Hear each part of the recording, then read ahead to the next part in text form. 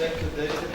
My name is François Titus from the University of Antwerp, and I see that we are right on time, and I'm glad to introduce the first speaker, Varlamov, and this is a combination of research done at Broad and at London National Laboratories.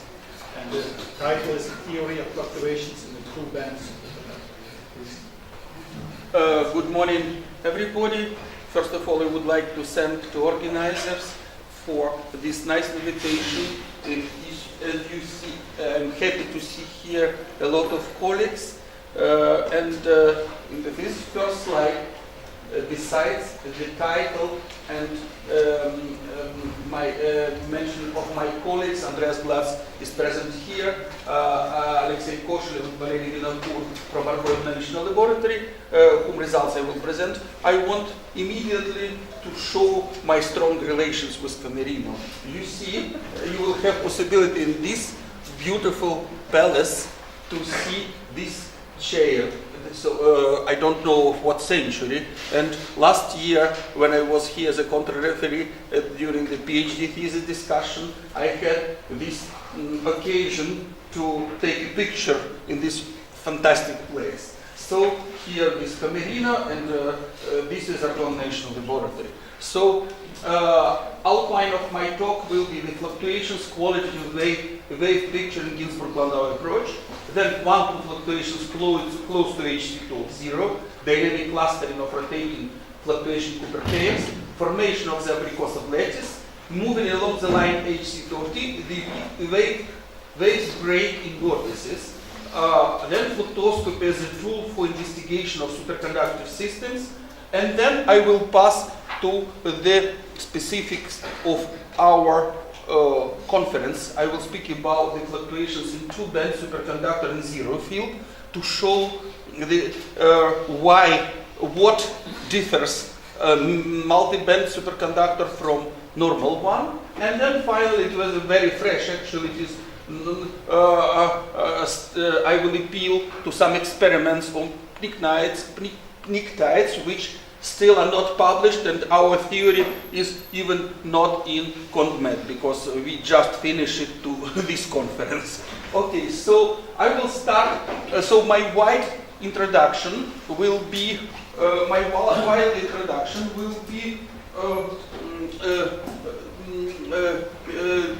devoted to fluctuations because this is a mature field which is developing during the last 50 years, and today we should speak why we introduced the term fluctuoscopy, because today fluctuations mainly are not the object of our study, but they become more tool to study the microscopic characteristics of novel superconducting systems.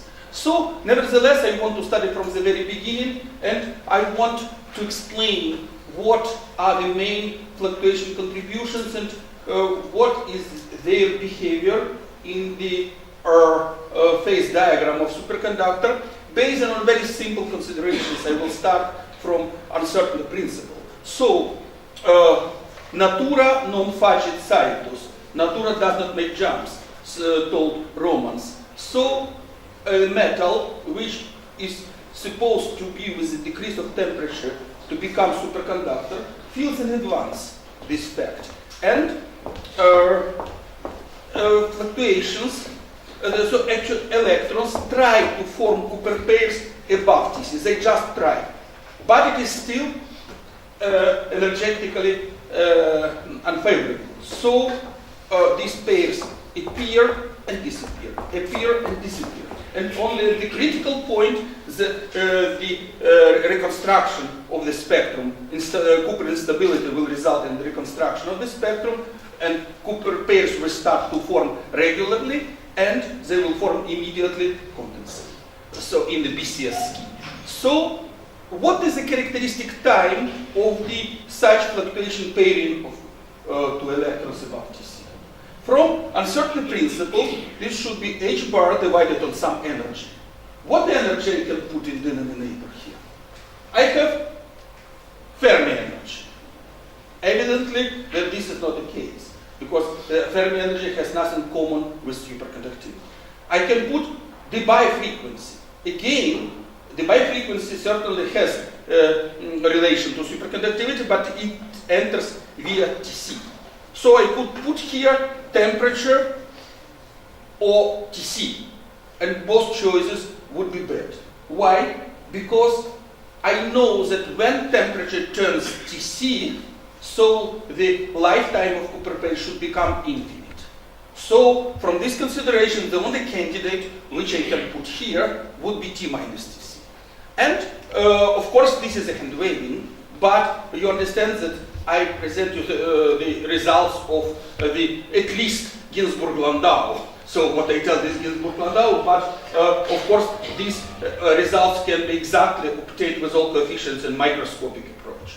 So I will present this Ginzburg-Landau time, so the lifetime of Cooper pair, in a little bit unusual way, but you will understand by 10 minutes why I do this. So I will write that Ginzburg-Landau, this is h bar divided T minus Tc, or I will put here T minus Tc divided Tc, and here Tc minus 1.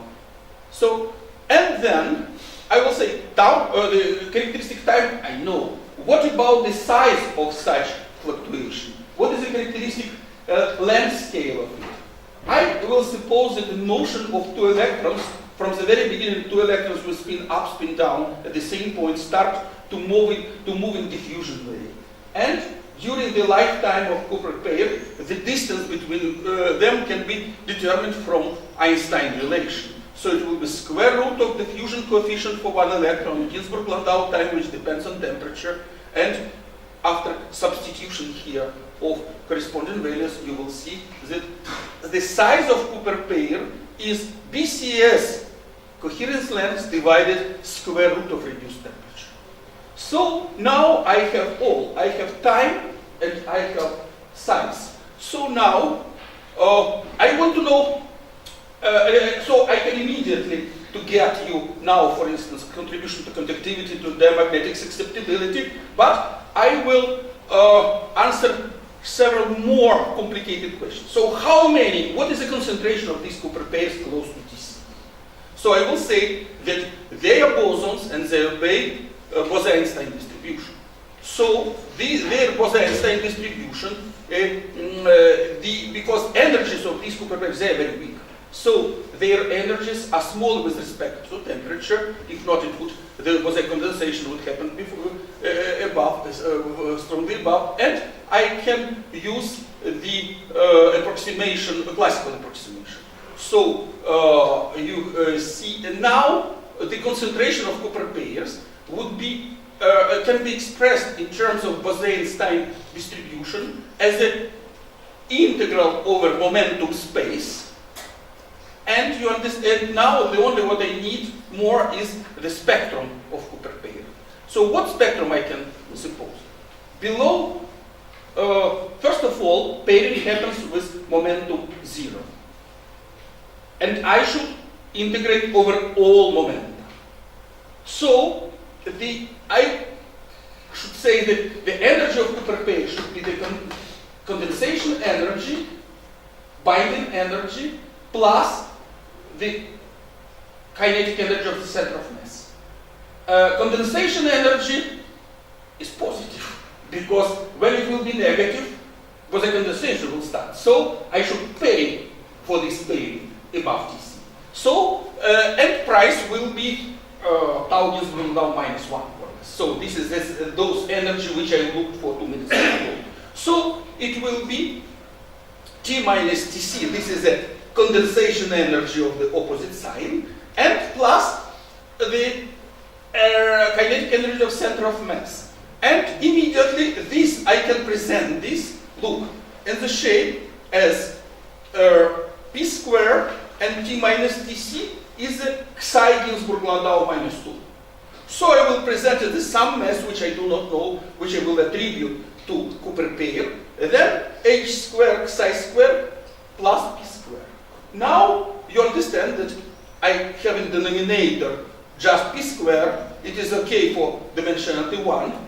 It is so for dimensionality 2. It will be logarithmic discrepancy, the divergency. But for 3, it is certainly bad. So I need to cut off momentum integration. So what domain of momentum space will contribute? Let's recall Landau criterion of superfluidity. Actually, in BCF theory, pairing happens P and minus P. What means P and minus P? This is quantum mechanics, or we are in Italy, so this means that if we will a little bit change, nothing will happen. But what means a little bit? A little bit means that we can accelerate, we can move, we can make a little bit delinearize these two opposite momenta. But the total momentum should not be too large. And criterion is it should be not more than 1 over xc Ginzburg-Landau. If not, so it will be so all this wave approach will be broken. So I will cut this integral at the upper limit p of the order of 1 over xi, and this will allow me to get, look please, I calculate concentration of Cooper pairs. And I give you the answer for concentration divided mass of Cooper pair, this m star. Because I told you how to cut this divergence, but I said nothing about Cooper pair mass. So the ratio of n Cooper pairs over mass of Cooper pair is expressed just in temperature and in terms of xi, which we just studied with you, 2 minus d, where d is dimensionality. So for d3, this will be 1 over xi. For d1, it will be xi. For d2, it seems that it will be temperature independent, only here temperature. But my evaluation is with logarithmic accuracy. If I would be more precise in two-dimensional case, the log of 1 over epsilon will appear. So, look, actually, this is very interesting. Here are experts in superconductivity, and you know that Cooper pair mass is very badly defined. Actually, we don't know what is Cooper pair mass. It depends on normalization, because Cooper pair mass is introduced as a parameter of Ginzburg-Landau theory. In Ginzburg-Landau theory, there are 3 parameters, and only 2 of them are independent. And now, of course, in clean case, I can say that our Cooper pair mass is 2m of free electron. But I will be in trouble if I define in this way mass in dirty superconductor. In dirty superconductor, it's much more convenient to treat as a mass the inverse diffusion coefficient. So this is a delicate case, but miraculously, I do not need to discuss it with you. Because if I want, for instance, to evaluate contribution of Cooper pairs to conductivity, so I use Drude formula. I put instead of charge 2e, what is undoubtful, then tau, instead of scattering time, it will be Ginzburg-Landau time, because Cooper pairs, they do not fill impurities. All information about scattering is already in mass. And then you see that I have, namely, this ratio n over n, which I calculated just. It is just sine power 2 minus n, or 2 minus d. So I immediately reproduce you all Aslamazov-Larkin results for paraconductivity for each dimensionality. Just from this trivial consideration based on the uncertainty principle. Then maybe I will skip this because of time. This is beautiful.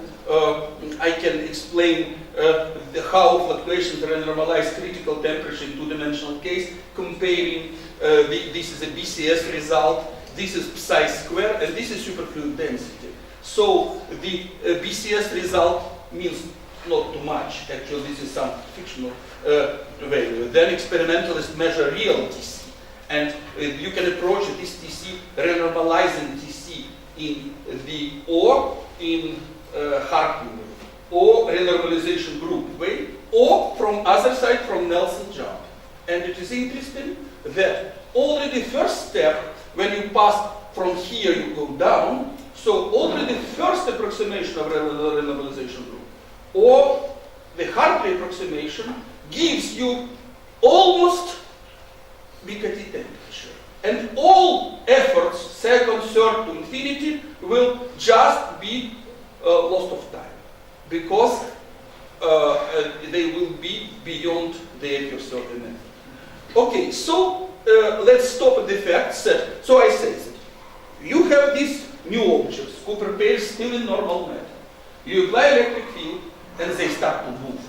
They move ballistically because all information, the center of mass of Cooper pairs moves ballistically. Electrons move in diffusion rate, but center of mass is accelerated by electric field. And you can apply through the formula, you can substitute n over m from my simple consideration and get a Slama-Zablocki result. Then next, this is direct contribution of Cooper pairs because you have a new channel of charge transfer. Cooper pairs, new charge carriers. But we know that in weak localization theory, when you start, this is completely hydrodynamic classical effect. But if you speak about dirt metal, so we know that due to closeness to Anderson transition, special role plays self-intersecting trajectories.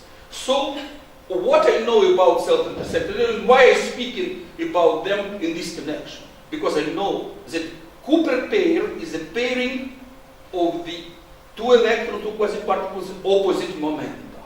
And I remember that in Altshuler-Khmelnytsky physical treatment of weak localization corrections, again, it was the interference of the one or two electrons, I cannot say, no one can say. So electron which moves due to scattering impurities clockwise and counterclockwise. But this was without interaction, just with impurities. So now, if I will allow to these electrons to interact between scatterings, I will get the enigmatic Mackie-Thompson contribution.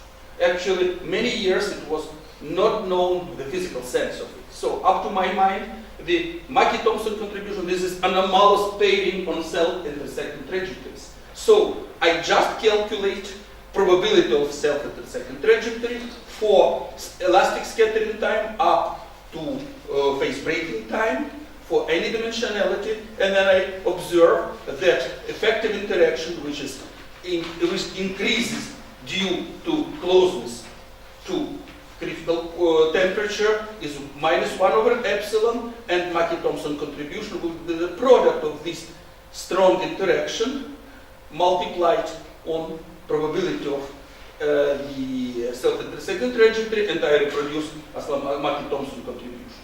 Then, to finish with this, I would like to understand what happens with one electron conductivity in presence of Cooper pairing. We discussed two possible contributions to conductivity from fluctuation from fluctuating Cooper pairs themselves.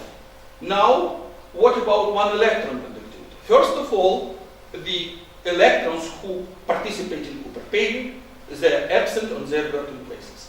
So, through the conductivity should decrease. One electron resistance should increase. And how it will evaluate? And this is so the renormalization of density of states results in the increase of resistance. So, effect of the opposite sign. And the last one, what I can imagine, the renormalization of diffusion coefficient in presence of fluctuation. So, I can expect another two contributions due to one electron conductivity. The first one I can evaluate in the same way as it was done. I can express all in ratio concentration of Cooper pairs over mass. So I will use in Drude formula real scattering time for electrons, and instead of the concentration of who are lacking on their working places, it will be two concentration of Cooper pairs. This allows me to get answer for two-dimensional case. I can get for any, but it will be minus e squared log 1 over epsilon. So you see that one electron effects close to Tc are less singular. Aslamazov-Larkin was 1 over epsilon. Mackie-Thompson 1 over epsilon log 1 over epsilon. And those only log 1 over epsilon. If I calculate renormalization of diffusion coefficient, it will not be singular at all, close to C. So the hierarchy is Aslamazov-Larkin, Mackie-Thompson, DOS, and renormalization of diffusion coefficient, close to TC. This is important. What is 5 minutes. No, I have plenty. Sorry. Yeah. Okay, so now I want to pass to the discussion of quantum fluctuations. So what I told till now is well known, maybe presentation is original, but now I want just to map all what I tell and to describe you what happens close to Hc2. So quantum phase transition, temperature is 0, and I pass from high fields through Hc2 of 0 to superconducting state. So to Abrikosov lattice. The question is how Abrikosov lattice is formed. In mean field approximation, you have just normal metal, and zack, you have Abrikosov lattice. But again, natura non facit saetus. So I will repeat all this story, but for 0 temperature and fields close to Hc2 from above. What I should put here instead of T minus Tc? I do not have Tc, I do not have temperature. I should put something which turns 0 at Hc2. So I have the cyclotron frequency. I have the Landau level energy. So which is H omega cyclotron of H. I propose as a quantum fluctuations energy to put omega of H minus omega of H2. And it will be BCS gap multiplied on reduced field. And you see that I can, if tau Ginzburg-Landau was Tc minus 1 over epsilon, now I will have delta minus 1 over H. So H bar plays the role of epsilon. So now the parameter which governs transition is H minus H2 over H2. So coherence lengths will be square root, not coherence lengths, the characteristic size of these fluctuations would be CBCS divided square root of H bar. Now, let's understand what happens. So I got two scales. One is delta BCS divided something small, and the second psi BCS divided something small. So I got two large parameters, long time and large scale. And I want to compare this with what happens below. Below, I have Abrikosov lattice. In Abrikosov lattice, I have vertices close to Hc2 from below, vertex of size psi, and with period of rotation of Cooper pair, delta minus 1. So look again. I have delta minus 1 divided something small. So I have 100 periods, and size will be 10. So my interpretation of these results, which we obtained with Andreas Glatz and Valery Vinokur, is that the formation of Abrikosov lattice happens in the following way. Due to quantum fluctuations, some coherence between electrons appear and the Cooper pair are formed, but they are in strong field. Strong field means that they are obliged to rotate. Time of their coherence is much longer than one period of rotation, which is determined by Abrikosov lattice. So they have time to participate in many vertices. So this coherence is long range, and size of such cluster is CBCS divided square root of H bar. So many vertices are coherent in such cluster, but these clusters are different. When you approach Hc2 from above, you increase size of clusters you can take a picture with the exposition time alone and to see this structure. When H goes to HC2, you have the unique cluster which corresponds to possibilities with infinite lifetime. Very good. So now, what is a picture of fluctuations? You have Ginzburg-Landau wave picture here. You have these clusters of rotating Cooper pairs here.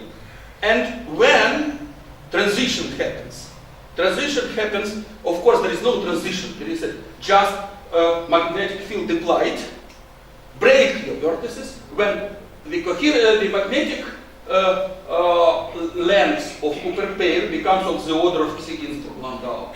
And here you continuously break your Landau waves and pass to this picture. How to describe this more? What means the term fluctuoscopy? It means that you calculate all tail diagrams microscopically for any temperatures and any magnetic field. So we take into account all frequencies, Matsubara bosonic frequencies, and all Landau levels. And this is a fluctuation propagator, always written in Landau representation for arbitrary temperatures, arbitrary magnetic fields, psi function in this beast. This is a normalization. I don't want to go in details. Finally, what is beautiful, you get the complete solution of the problem for conductivity. It was done for tunneling conductivity, for Nernst effect, so it is possible to do for every effect now. And you have something beautiful. This is a surface of fluctuation conductivity in the coordinates temperature and magnetic field. You see that this is the standard TC in zero field. And here's the hierarchy is Aslamazov-Larkin, Mackey-Thompson, and DOS. And the generalization diffusion coefficient is non-singular.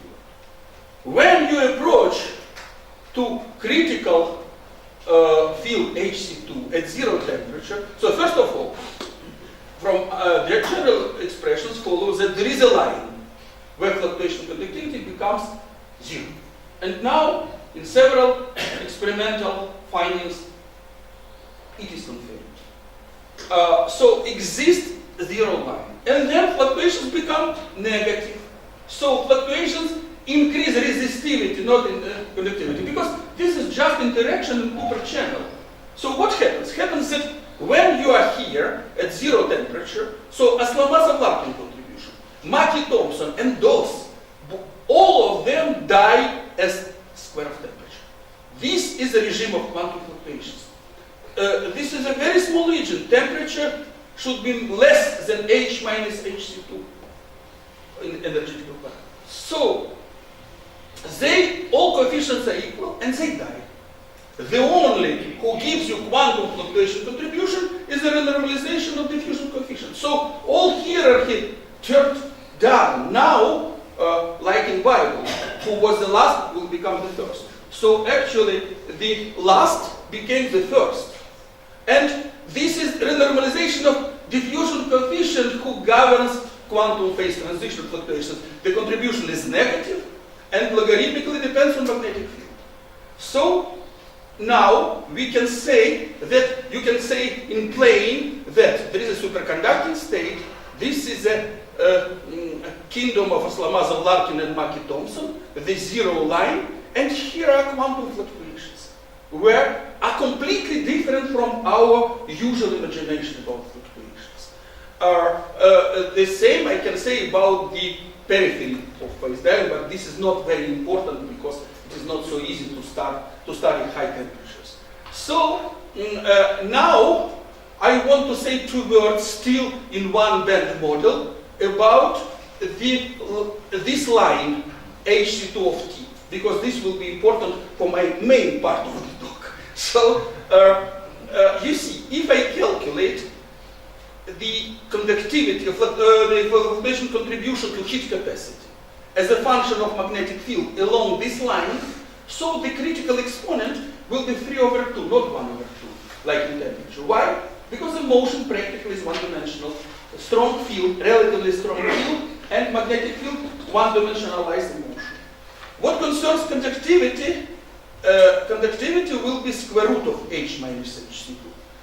The Ginzburg number, which gives me the strength of fluctuation, is expressed in terms of psi, blah, blah, blah. Important that these dependencies are very different.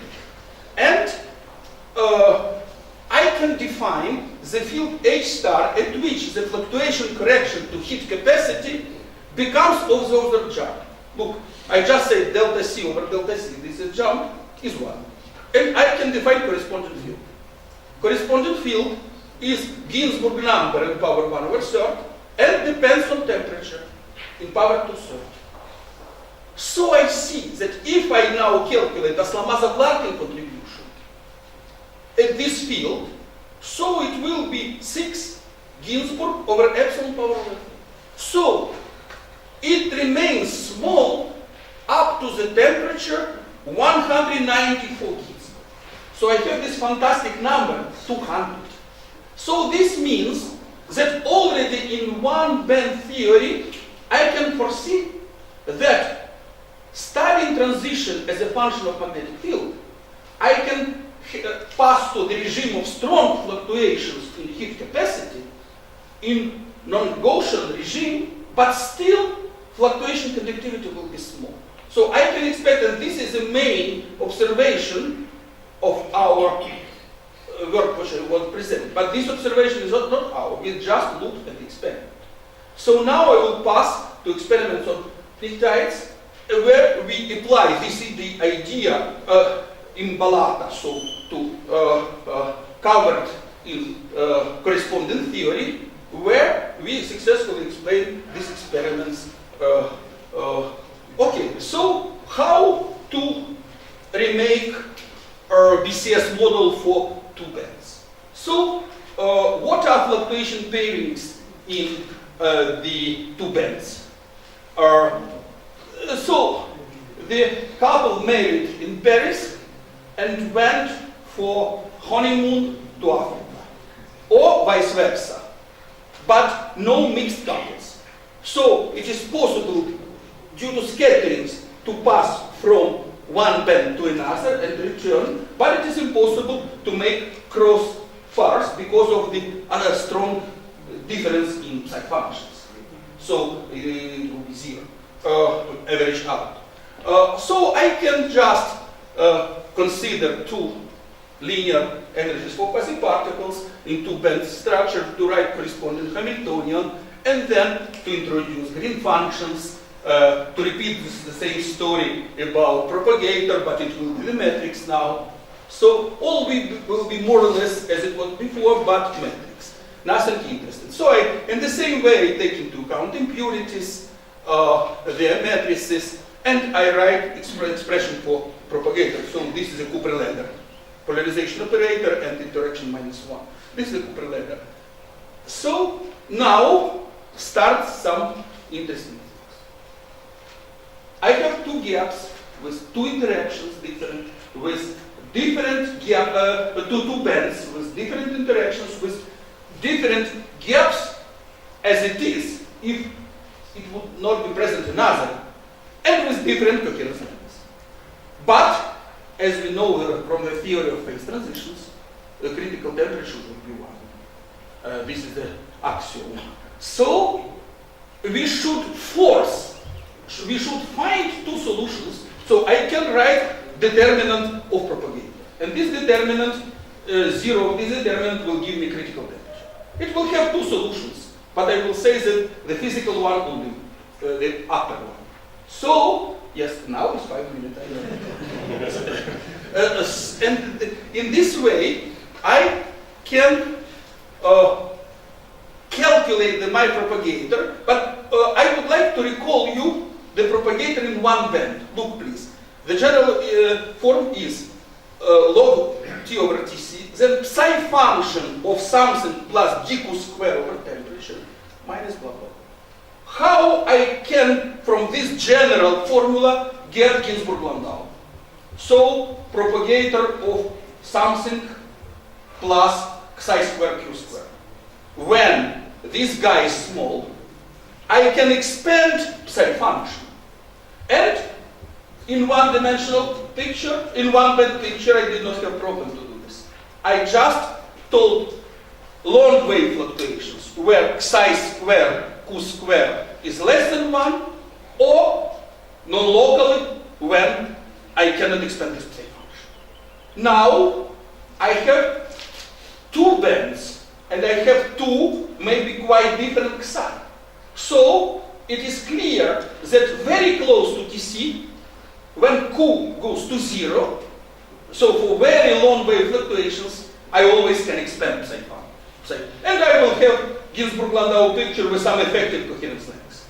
But if the difference in psi is strong, so you understand that very early one band will become non-local. Who?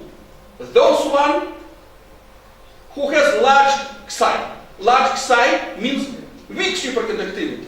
Strong superconductivity means large Tc. Large Tc means small psi. So the beauty of this story, physical beauty, is you have two bands. In one, God supposed strong superconductivity, in other weak. So Tc will be dictated by those ones with strong. And fluctuations will become non-local very early due to the weak. So sigma is good, pi is bad. So actually the fact that superconducting fluctuations start, so the Ginzburg-Landau region is extremely narrow in magnesium diboride, is related to the 300 times difference in psi squares. So, but unfortunately, we did this in 2005 and with Koshelov and Vinokur. And then it was those times MGB2 was studied intensively in Genova. People did not find nothing too interesting. Because you see, answers for kit capacity or for sigma, always 1 over epsilon, square root of epsilon, like in normal Ginzburg-Landau, with some factor kappa, which or constant where Ginzburg-Landau indeed is applied, or some intermediate regimes very slowly you pass from one coefficient to another. And indeed, in experiment you see that practically what happens? Critical exponent remains the same, but there is some transition smeared region. So nothing effective, nothing to discuss was not found. Other story now in superconducting transition magnetic field in p-doped pictide by Marcenat and Ulrich Uhlenfeld. So we were impressed. Look at this picture.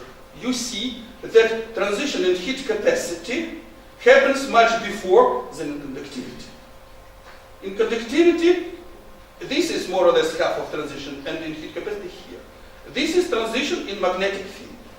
And now we propose a theory how to explain this difference. Namely, we wrote the Ginzburg-Landau functional for two-band superconductor with the F functions. We believe that F functions, the anomalous Green functions are rigidly related to fluctuations of other parameter. We optimize, so we calculated variation derivatives over F and got Uzadel equations, substituted Uzadel equations here, and got some short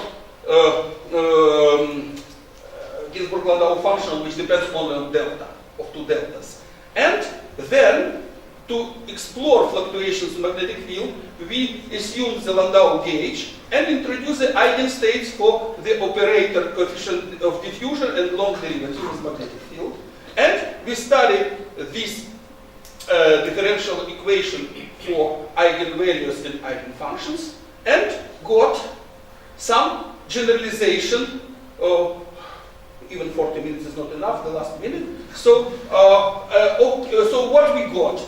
We calculated in the more or less standard but annoying way. We got the same fluctuation correction normalized on heat, on the jump of heat capacity and conductivity. And what we found? We found that this is a classical behavior. You have superconductor region, normal metal, and Hc2 of T, and it's smearing. The behavior of Hc2 is quite different. It can turn out. And there is no then decrease of these Ginzburg regional fluctuations. They just grow. And you see, finally, as I told, that with this 194 coefficient, that it is possible in some fields which we evaluate more than 0.37 Tesla, for so strong fields, indeed, fluctuations in heat capacity are strong, in conductivity are weak. So, thank you very much. I finished.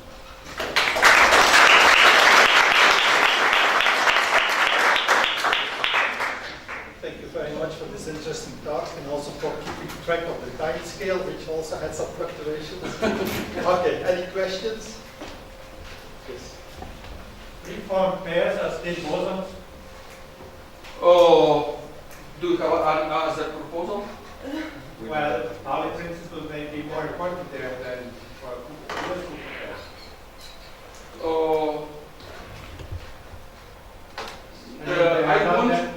So in this way, I cannot imagine how you will have continuity in their statistical behavior if they will positive.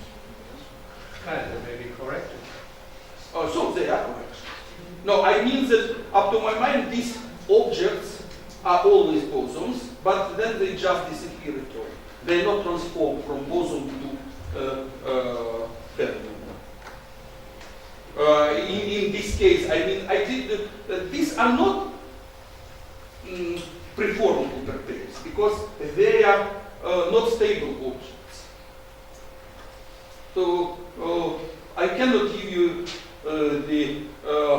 let's say, the answer motivated completely, but I would suppose that just they disappear without transformation in the statistics. Yes. What about jumps at HC2? It can happen in transient region between type 2 and type 1.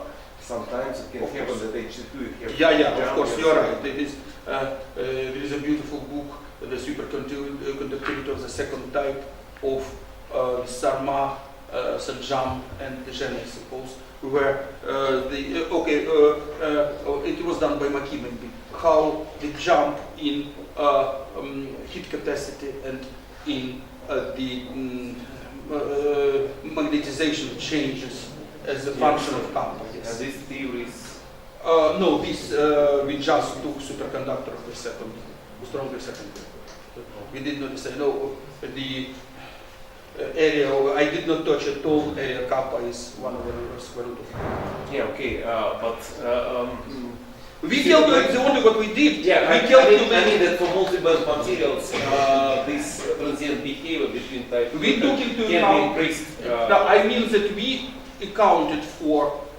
We did not just put delta C from BCS theory. We calculated the mean field for two bands. Okay, there's another question. So how does in your approach change when you go from a situation where intraband coupling dominates to a situation where interband coupling dominates in a two-band superconductor? Which is not the case for... No, I don't know. Actually, we considered the strong difference in psi, so we needed some small parameter. If not, this is mess. We cannot analyze. Yes. Even mess, all logarithmical, so you know, this is not very impressive from the point of view. You work on this, you know. But then this last result, the discrepancy between specific heat and resistivity, is only true when you have a very big difference in the correlation length. Yeah, so actually here there are two statements. First, interesting observation which has nothing common with two band. This factor 200. So 200 it is a lot. And this means that we qualitatively we could explain these experiments on pnictide even without two band. Then, exactly, then we tried, what is interesting, what we found, that you know that if you have the curve HC2 of T in BCS model, so you calculate Ginzburg number close to TC and you have some value. Then you take into account, you open Galitsky-Larkin, you take fluctuation magnetization, you divide it on exactly as you told on the number corresponding to the strongest two-type superconductor, and you see that you have the same Ginzburg number. So what is the behavior of critical region is along the line HC2? And then it becomes the same. In case of two-band superconductor, it is not so, because you have upturn and Ginzburg number only grows. So this symmetry between TC and HC2 is broken. This is our second observation. Okay, yes, another question?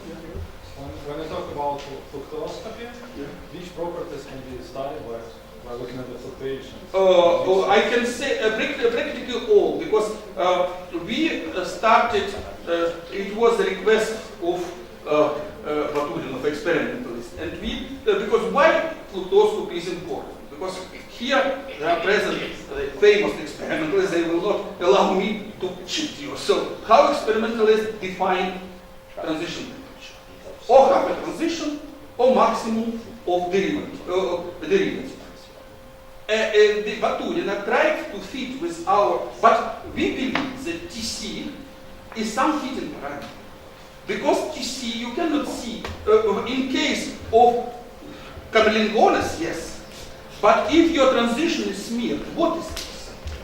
And in this case, we believe that the goal of fluctuoscopy to say you what is TC, what is HC2.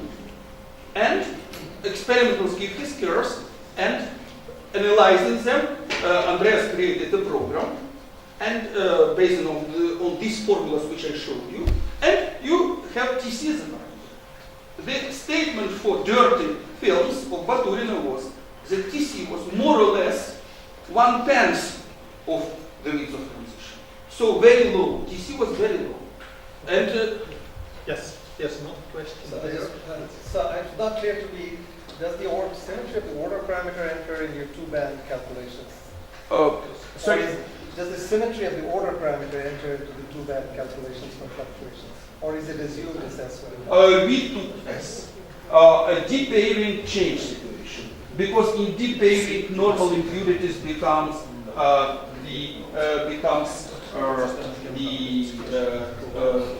pair rate. So all this is done for S. And the reason I ask is that in the Nick dice there's still some debate about the symmetry. Yeah, of course. No, of course. Look, this actually can be done, but I cannot say that this is a direct extension, because in this case probably because we speak in this region which we discussed, so not very close to HC2 of 0, so not very low temperatures. So in this case still Aslamazov-Larkin is the most important. In this case Aslamazov-Larkin is not sensible to the symmetry. This is Mackie Thompson who will be key. Okay, I think we are starting to run. Okay, one last short question and a very short answer. Andrei, you told about the couple who married in Europe and Yeah, and then went this is, to. My question is, if they divorced in Africa and came across, what can you expect for fluctuations? Okay, this is. I have to think. This is a very beautiful question. And Okay, so interband pair, in scientific language, if you have a strong interband pair. I also answered that we did not analyze it. This is good, certainly good question, and certainly it is very interesting. But you should first explain me in introduction to your future paper, maybe with Sergio, how you will manage with orthogonality of your psi functions should not be orthogonal. So they should not be. Okay. So this guy from Africa should be with Oxford. But there are. You know, there are. Okay, unfortunately I have to stop this very interesting discussion. Let's thank. No, thank you very much for this question.